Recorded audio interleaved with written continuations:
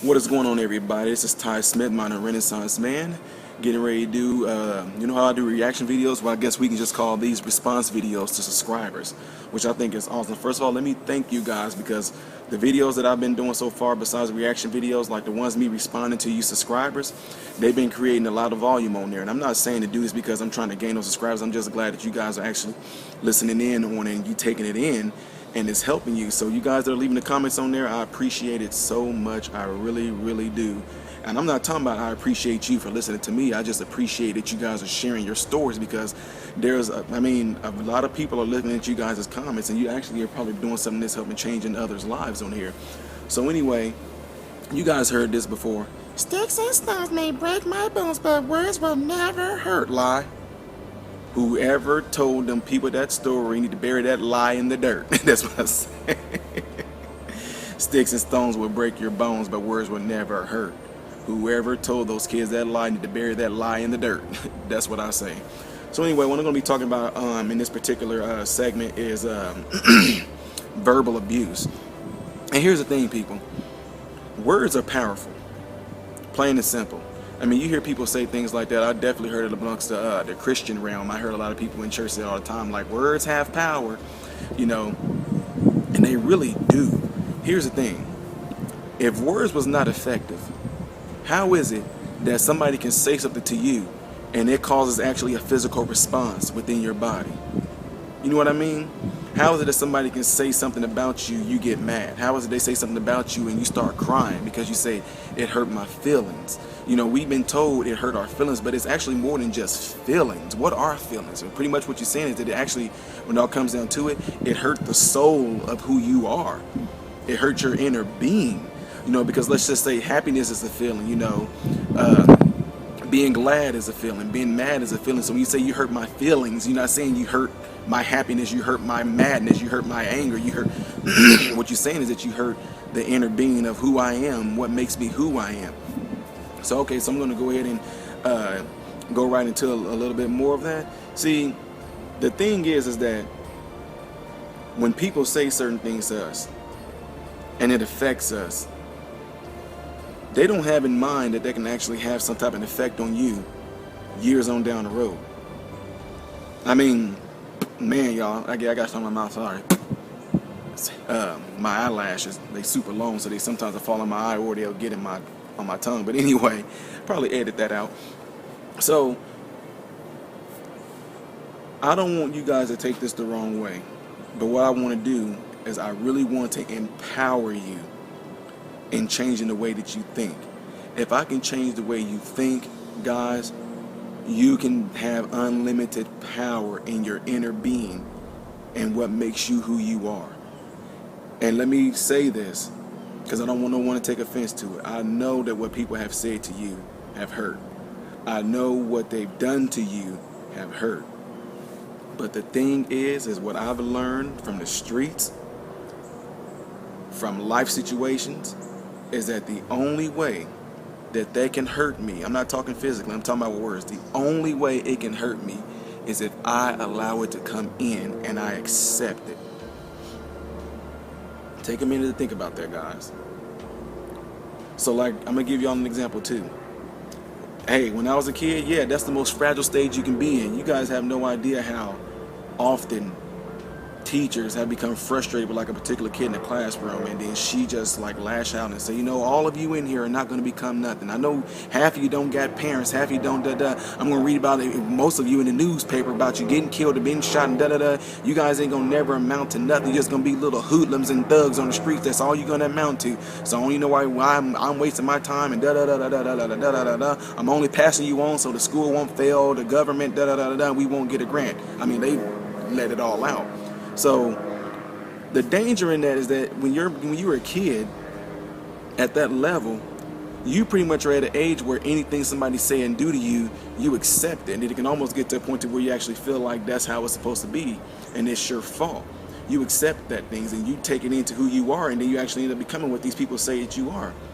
And it's not that you didn't try to, it's just that at a fragile stage like that, you believe them. If you don't believe what I'm saying with that, then how is it that people end up kidnapping kids? You know, we were kids, they talking about don't talk to strangers, and there was a day where they say, you know, this is back in the 80s, where they would say, if a stranger offers you candy, tell him no.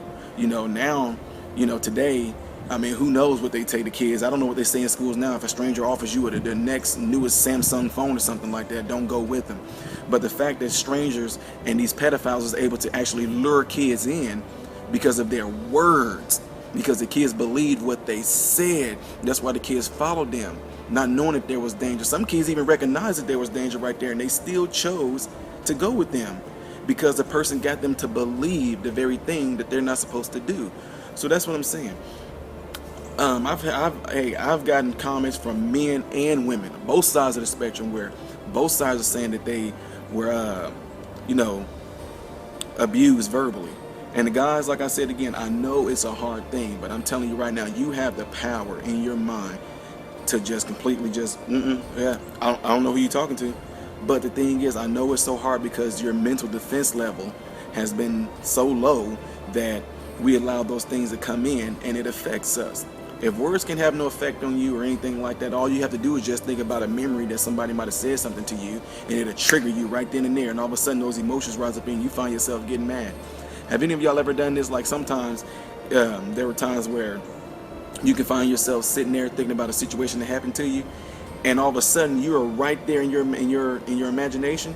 You are right there in that moment, living that moment. All of a sudden your body starts to have this response as if it was happening right now. And you actually find yourself sometimes mumbling off like, told me to do it anyway. You find yourself doing things like that.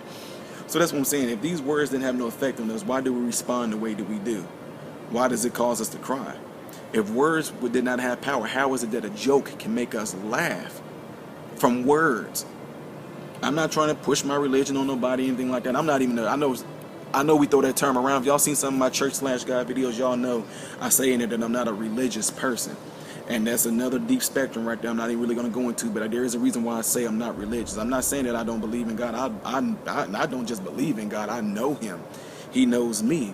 But what I mean by religious is what I mean by that is things that's been taught by church per se. There's not necessarily something that's actually taught by God himself. So that's what I mean by I'm not religious. I'm not one of those people that do what has been taught in the mainstream, what church says you should do versus what God says I should do. So that's a whole nother level right there though. So that's what I mean by when I said I'm not religious. I don't do religious things. I'm actually total opposite of what religion has taught many of us to be. So reason why I say all that is because I was going to go into this whole thing about words. And like I said, I'm not trying to push my beliefs on anybody. You believe what you want to. I just know what, I don't just believe, I just know what the experience that I had and how it changed my life. And so I'm saying all that is because with my relationship with God, I read this Bible and I see how he formed his word. The word is his Bible. And I see that when I read in there, it said that he said, let there be light. You guys all know the story. Let there be this, let there be that. And then it happened. So those are words. And then how he turned around and said, he was the word and the word was with God and the word was God. So things like that, the word. Words are powerful. If they wasn't, how can we talk? How can we communicate? Why do we watch news to listen to what word somebody is saying? And so what can happen is that over time, you have been so used to hearing negativity that negativity has been taken in as factual and true. So what I mean by that is that when you watch the news, you notice how the negative stuff is the grand glory scheme of all of it. I mean, they love the negative stuff. They can sit there and say things like, oh, a little girl won first prize today in the spelling bee contest, da da da da. But anyway, 10 children were killed over in Afghanistan when the people buy into it. So what it does, we don't realize that it breaks down our defense mechanisms in our head to accept negativity as being factual, as being true. And once that stuff gets ingrained in you, you find yourself accepting what somebody said about you in a negative way as being true, as being factual, even though you know it's not. But it's the fact that your defense mechanisms in your mind is broken down so bad that you accept it in as being true, and it affects you. I did this thing with a lot of youth before where I go in a room, and sometimes when I'm talking to the kids, I'm kind of scanning the whole room, and I'm finding something that I see about those kids that I might like. I might like how a little girl hair is, or how a guy, how he dresses, or how he carries himself, how he talks, and how this person might have like a nice athletic ability or something like that, or this girl might be able to draw real good, or she might be able to write real good. So when I notice all that, I end up going to the classroom, and I'll say, hey, can you come here for a second? And I'll say, guys, look at her.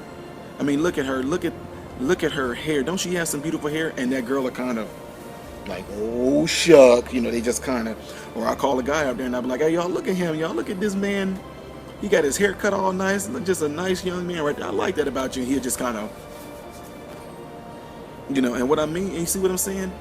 That reaction right there. And what I do is I use that as an example and I show the kids in there, look how it is that when I brought them up there and I said all these good things about them, they became oh gee or oh shucks and all, like oh boy.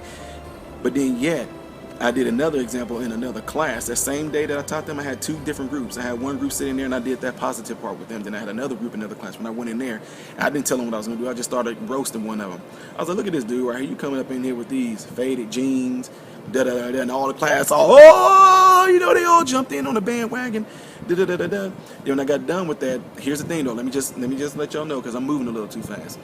Those three particular kids that I said something about their jeans, whatever like that, they're part of my little, what's the word I'm looking for? They're part of the little scheme that I do. I already let them know that I'm going to do this in the classroom and da-da-da-da. They agree to it and all that, just to let them know that I'm just doing a little exercise. So it's not like I go in there and just pick random kids to do that portion too. But those three kids knew that I was going to say something in a way to roast them. But what I do is I end up showing all the kids when I bring them together, like, what happened when I end up roasting that kid and saying something bad about him? Everybody just kind of, they even accepted it. They even accepted the fact that I'm talking about this kid. They all, whoa, they all got in on it. But the kids that I said something real positive about, everybody they kind of, nobody said nothing. But the kid that I was saying something positive about, they became shy and no, not me, no, I don't know. Then the rest of the classroom, nobody really said anything. I was like, isn't his hair nice? And they was like, well, I guess he all right. And then the girl said, look how beautiful her hair is. Well, my sister hair looked bad. I mean, look at that. Instantly went to the negative part of it. Because the brain has been trained to be negative because there's so many negative influence from TV. I mean, even if these rappers are out there and these singers, different people that do these different things, they actually try to say they pushing a positive message, but their videos is all negative. Then the news is negative. Then what you probably going to see at school is negative. And then you see commercials that's talking about, dealing with depression or if you on these medications, da-da-da-da-da. Even though they might not understand what that all means, they do know that that is a negative thing. So that's my point. Is that I want you guys to get to a state to where your mind is reconditioned. As a man thinketh in his way, so is he. And like Earl Nightingale said, your mind does not care what you plant in it, but it will return to you what you planted in it. So when somebody says something negative to you, and take that like somebody giving you a bad sack of seeds, you take that and you go and plant that and grow bad stuff. That's why. I know it sounds crazy, but I'm telling you, it's up to you. You have the mind and the willpower to accept what somebody say about you.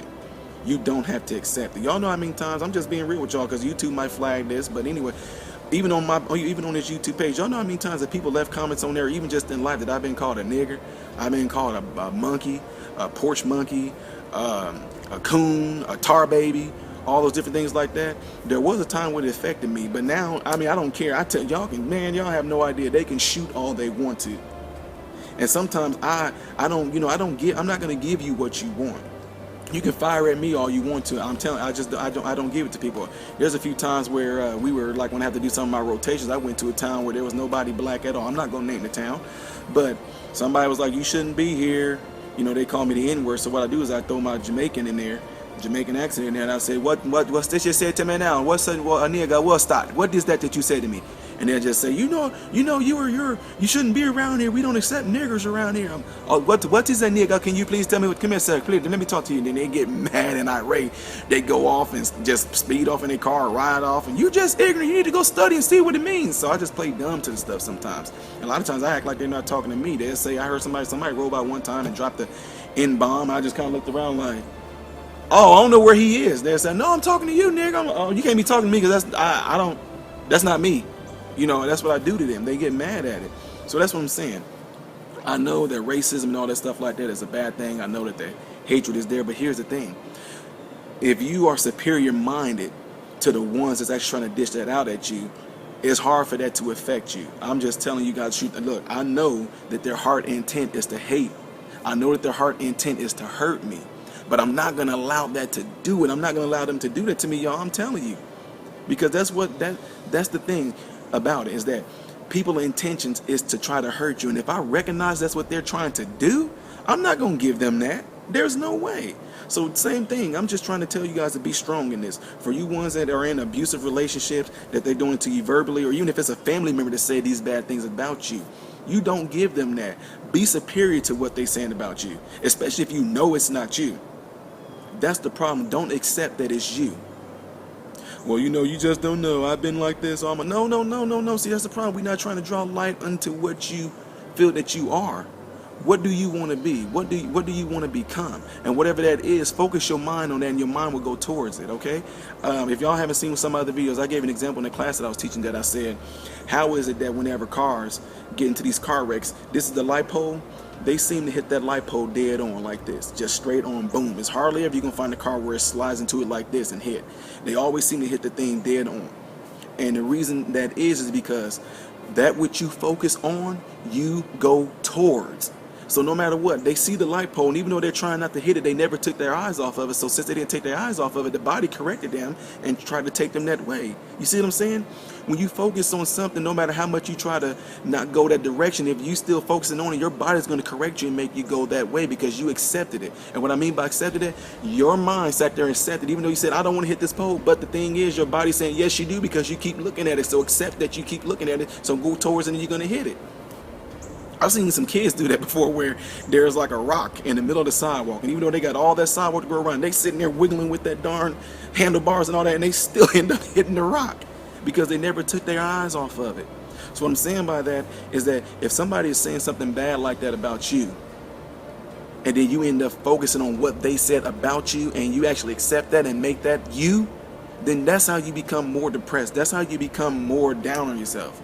That's how you become more just, oh my God, I'm never gonna, because you accepted that, and then you actually started watering it, and then the seeds grew a bunch of disparity. If they called you a no good nothing, nobody's ever gonna want you, you ugly, your skin is bad, you're wrinkly, you're this, you're fat, you're dumb, you're black, you're a nigger, you're this, you're that. If they said all the things about you and you accept that stuff in, and you water it with those thoughts in your head, of course it's gonna produce exactly what you're watering. I know it's a hard thing to deal with, guys. I know what I'm saying might be a little way out there, but I'm just telling you, the person that I am today right now, that's why I say I've been through so many things in my life that there's nothing nobody's going to be able to say that's going to affect me.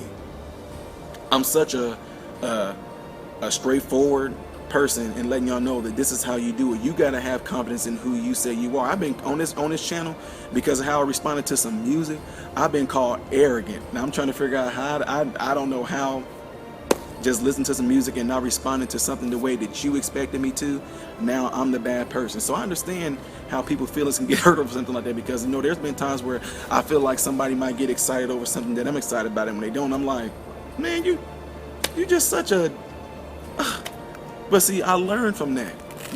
We all are not the same. So it's just amazing that just from the fact that I just didn't react a certain way to a video that a person expected me to, they get mad at me and call me names. So you know what? People need to take a step back and realize, why am I saying something bad about this guy all because he didn't respond to the music like I expected him to? Listen, folks, we all are different. I'm not going to live my life based on who you think I should be versus who I know that I am. Take that in, guys. I mean, here it is. We're in 2018. And in a country that, from what people tell me, they say this country is going to hell in a handbasket. They talk about Trump being a bad president. You guys, you know what? My trust and my life is in God. I don't look into politics. I know people mad, and I'm not even going to say that, because I might catch a lot of hell over that. But I don't pay no attention to politics or anything like that. They don't dictate my life. Nobody dictates my life but the Lord. That's who I follow. Just like Jesus did. He said, I only do what I do because I see what my Father does. And I do what I do because I see what my Father in heaven does as well, guys. I seen what Jesus did, and I'm following after what he did. I'm only doing what I see him do, and I see the results that it is doing.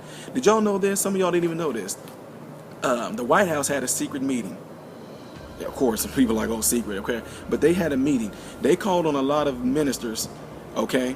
And I don't even know if I'm even supposed to be saying this, but anyway, they had a lot of ministers, and I know someone that went to the White House, and they had this meeting, and pretty much Donald Trump had this meeting where I think his wife, she came in there. It was all these ministers. If y'all can, I don't know if y'all can look it up, whatever like that, but I know that this happened because anyway, they wanted to have ministers go into the federal and maximum security prisons to talk with these guys because they said we don't know how or why, but you guys seem to have more success with changing these people's behaviors than our own trained, well-trained psychiatrists and psychologists and the medication that we're trying to give these guys. Y'all have more success with what y'all doing.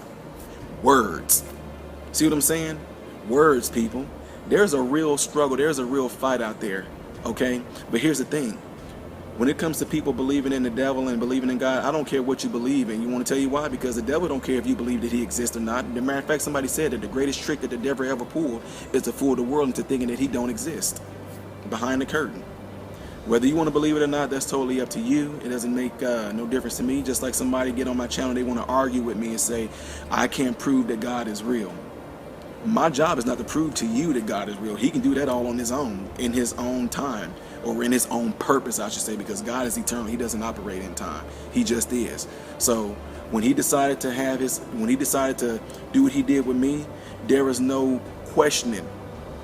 No question that it was him. So I'll tell y'all exactly how this happened. I was around 11 years old, and I'm not going to say who, but I was with someone and living in a house that there really was no water. There was there really was no power, and we weren't eating. And I went about 3 days without eating anything. And some of the neighbors knew what was going on but turned a blind eye. And I would actually sometimes go and ask them if I could have some of their leftovers. And most of the time, not even gonna say most of the time, every single time, they said no. I would sit there and watch these folks go and dump out their food that they had while we sitting there knowing that we haven't eaten, trying to ask them for it. Then a few times I asked the kids, when y'all don't eat nothing, can y'all try to... And I don't know what these people had against us. We were not eating at all. And they still did not give us nothing. I mean, they were literally like right across the way from us. So anyway, I got so hungry a few times that I was going into people's garden. I was taking their tomatoes. I was like a few times, it was tomatoes. I know they had a pear tree. They had like peppers back there. And some of them had like cabbage. And one person had like sweet potatoes that was in the ground. So I used to just sit there and take them suckers out the ground, go wash them off in this pond or whatever like that. And I used to just try to scratch it off with my nails, whatever. Then it got to the point I didn't care. I was just eating them. And I never told nobody this until just recently when I was down there visiting with my family in Tennessee. So anyway, it had got so bad that those people eventually caught on to what I was doing with the garden. And so they started watching out for it. So I couldn't go in there anymore. But that family that saw that we weren't eating or anything like that, they went to church. And every time they would go to church, down in Tennessee, a lot of times folks didn't have like AC units and all that down in the country.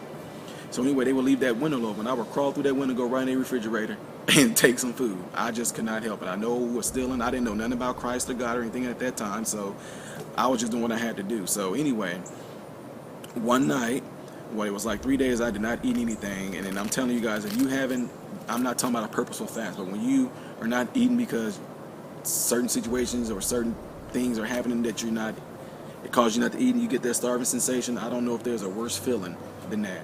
So what I did, I asked God, I asked Jesus, I asked Buddha, I asked Krishna, I asked God, Muhammad. I called on everybody to help me. And I actually asked that if I can't get any help, can I just die? I just wanted to die and wake up in heaven. And then, through my conscience, simply just said, in the morning, go to Sister Green's. That was it. Words, people. I was so sure and confident in what I had heard that I asked again. I said, what? In the morning, go to Sister Green's. There was no thunder and lightning. There was no deep voice like the movies and all that stuff like that portrayed. There was no bright flashing light or anything like that. Just simply through my conscience, he said, in the morning, go to Sister Green's. That was it. I said, who is this? He said, I'm Jesus. Just like that. I was so ecstatic. I went to sleep. It took a long time to wind down because I was trying to question my mind whether I was crazy or not. But the next morning, I got up. I went to Sister Green's. You guys, there was no doubt in my mind that I heard what I heard. I opened that door. She had a bell on there. The door opened. Cling, cling, cling, cling. I walked in there. I just looked around. Sister Green was a tall woman. She standing over that counter. She said, "Hey, boy." I said, "Huh?" She said, "Go on back there, get a loaf of bread, and I'm going to give you some bologna. And then you also grab some milk and some chips." She said, "I'm going to do this for you every day, but you better not say nothing to such and such. You hear me?" I said, "Okay." She did that for me. At that moment, during that time, is when I knew that God was real and has been speaking to me ever since. I went years and years after. Like I said, I was like around 11, 12 years old when that happened. I went years and years before I set foot in the church. And God always spoke to me ever since. There's things that God has done for me that I was learning. I was new. I would do things, and God would show me things at that young of an age. I didn't even say anything to my family. It wasn't, and I'm just being honest. I was embarrassed. I was just like, man, they're not gonna believe me. They think I'm trying to preach at them. They already thought, a lot of my family members thought it was already weird anyway, because of how I carried myself and things that I did. I was a crazy one. But anyway, I know I got a little bit off and went into that. But that's my whole point, is that I'm talking about words. See, what if I would have not believed what those words were spoken to me and didn't go? Would I have been starving more? Would I have gotten myself into more trouble by actually eventually going into some grocery store and stealing and getting arrested or something like that? Would that have happened? But the fact I chose to believe what those words said to me when they said, "In the morning, go to Sister Green's," and look what happened. I accepted it, but look what the outcome was. So what I'm saying, go back to those kids I told you about. Go back to the lady that I'm talking about right now, or the ones that had actually been commenting on my page. Choose to accept it and not accept it.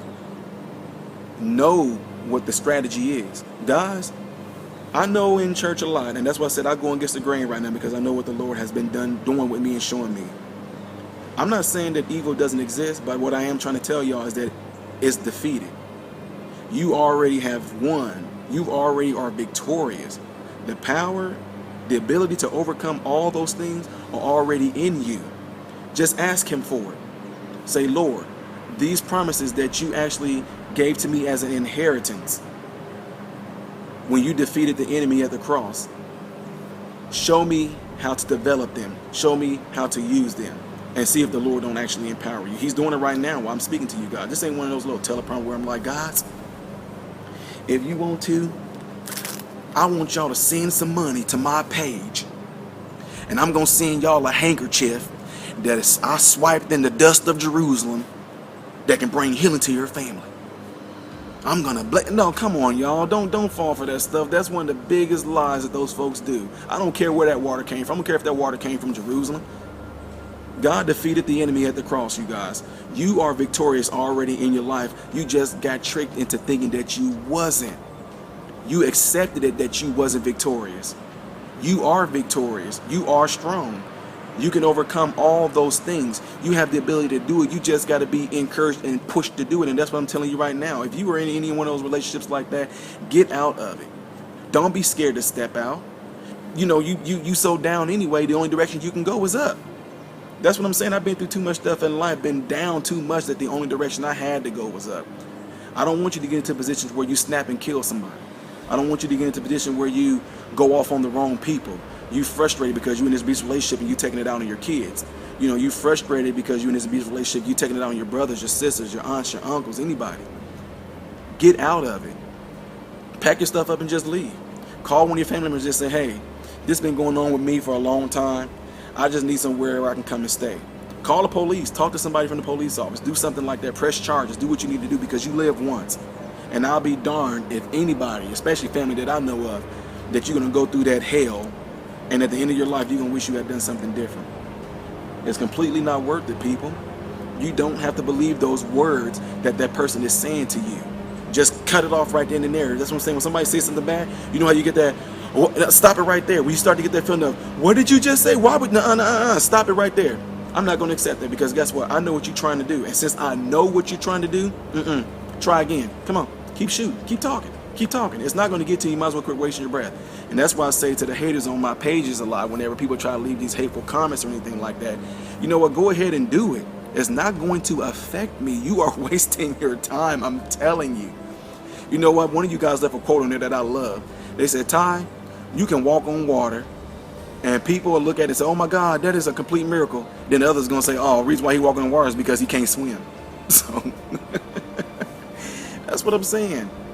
So to my subscribers, to my listeners out there, I'm telling y'all right now, I'm telling you that you got the power to overcome it. You got the power to accept it. You got the power to deny it. It's in you. I know that it's in you. You just have to know and understand and accept the fact that you do have it. You have it, I'm telling you. You are mentally stronger than what you think you are. Just shut it off right there at the door. Just stop it. You know? This might sound real dumb, but if y'all never seen that movie 300, it's a part in there, and I don't know why this is coming to me like this, where when they got in their first fight, that army was rushing the Spartans, and the Spartans them had their shields up. They let them push and push and push and push, and that man said something, all of a sudden it was like a boom, and then I don't know, it gave me the chills. Watch that. If you haven't seen that movie 300, you can fast forward it just to that part. Fast forward to the first battle that they got in, when those people was coming in through that small little trench, and the Spartans had their shields. When they had those shields, I might put this on here for you guys so y'all can see it. I think I'm gonna do that. This is where we hold them. This is where we fight. This is where they die. And these shields, boys. Remember this day, man, or it will be yours for all time. Action! Come and get them! Hold! Give them nothing!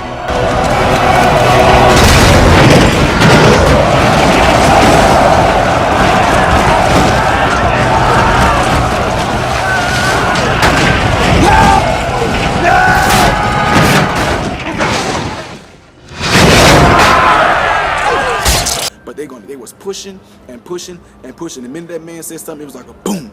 And when they stopped and they started pushing back and fighting, that's what I'm telling you to do mentally. Know your enemy. Know that it's going to come. You've been in an abusive relationship all this time. Know that there's going to come a time when it comes. I'm telling you right now to put up your mental defense shield. And then it keeps on coming. Get to the point to where you all of a sudden you boom. And you start pushing back. And when you push back, I'm talking about getting out of it. You are worth a lot more than what you are. Sit back and think about who you are. Know your worth. And if you know what you are worth, go for what you're worth. And don't settle for anything less than what you are worth. I don't care how much time it takes. Know your worth, people. You know, like that video again with Jim Stones, like I said, the one called Circles, he said some really good things in there. You know, he said, you know, I know the gift I got is God-given, too talented to let it go to waste. I don't want to let none of y'all to do it. I don't want any of you guys to do that. Everybody has something to offer to this channel, to this world, that can help somebody else. But it's all going to come through all of us coming in this together. You know, you talking about united? This is how we become united. How did all of a sudden some reaction videos cause us to become close like this? I just reacted off of music that I never heard before, gave some inspiration at the end, and all of a sudden you guys are loving that. And that's just who I am. I didn't purposely do that. That's just who I am. You know, people don't understand. Music is not just there just for us to listen to. Music has messages in it that you can accept. If you didn't believe me in the music, you guys said when you listen to it, it caused some of y'all to cry. It caused some of y'all to reminisce on something. The words. See, that's what happens. When the music plays, both sides of the brain hemisphere is stimulated, and it allows whatever message is being pushed in that song to be accepted. You know, that's why it's so crazy. I'm gonna leave y'all with this because I know I'm like 30 minutes into this thing, but it kind of excited me. When some of the gangster raps came out during the time that I was coming up, they was calling women bees and hoes and tricks and all this, and they saying bees ain't nothing but hoes and tricks, lick on brothers, duck and suck their, you know, Snoop Doggy Dogg was them coming up with this stuff. And then what ended up becoming funny is that they start glorifying girls being hoes and all that. And then it just seemed like it's just all of a sudden this thing exploded, and in the streets, these girls started actually portraying themselves and being the very thing that Snoop them said that they was going after. Like Silk and Master P them had songs that they like called Let Me Hit It. And because it was like a good song, Let Me Hit It, Let Me Hit It, everybody was dancing to it. These girls, it got in their heads in a way that they actually started being the very thing that these songs was portraying these women to be. It's crazy. So that's what I'm saying. It stimulated both hemispheres of the brain. The message got put in there, and all of a sudden they started acting out what Master P, what Snoop them said that these girls was. It's crazy. So like I said again, I know I ratted on about this, guys, but Hopefully that answers some questions for you guys. Hopefully y'all got empowered from this. And again, it doesn't take much. I don't have no special PhD and all that when it comes to like clinical psychiatry and all that, but it doesn't mean anything. Those accolades don't mean nothing. There's a woman that was in an area called Illinois that me and my wife know, and she is a psychiatrist. I mean, she got, I don't know what's beyond PhD, but she's above that, the type that prescribe medicine and all that. And she actually said stuff that we do and stuff that we say. She said it is a spiritual battle. This is a clinical psychiatrist. You got PhD, ADD, OBD. She got all these accolades behind her name. And she even said, you guys have helped people that I couldn't even help. And we talked with this lady, and we actually ended up helping her because she had issues herself. So I don't have to be no expert or have no college degree to let me be like some type of expert or anything like this. Life is what does this. God is what did this. The very man that created all of us, I think he knows us a lot better than anything. So if he's giving me these words to say to you guys, I think he knows what he's talking about. So anyway, hopefully that helped you guys. I really appreciate you guys giving heed to what I'm saying to you in this video. Again, I hope you all